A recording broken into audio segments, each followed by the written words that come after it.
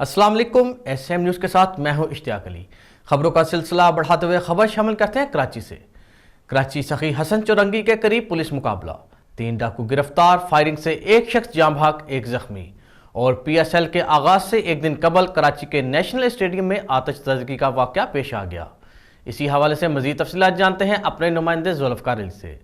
जी जुल्फ़कार, तफसीलात से आगाह कीजिएगा।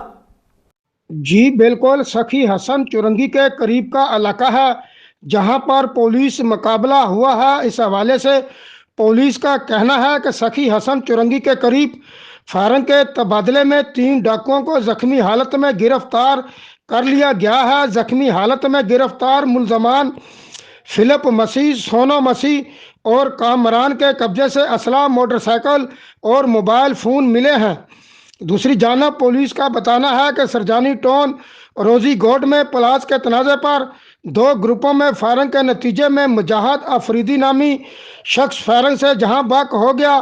जहां बहक होने वाला जो शख्स है उसका 1700 गज के प्लाट पर दूसरे ग्रुप से झगड़ा चल रहा था।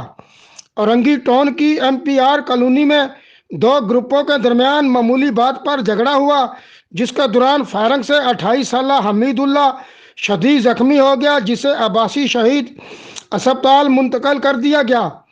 इधर नेशनल स्टेडियम में वेल्डिंग के काम के दौरान आग लग गई। आग लगने की इतला मिलने पर फायर ब्रिगेड की एक फायर टेंडर ने मौका पर पहुंचकर आग बुझा दी।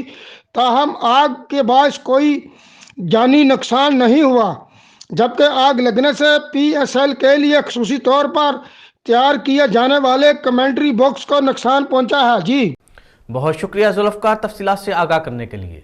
अब तक के लिए इतना ही। मज़ीद खबरों के लिए देखते रहिए SM न्यूज़।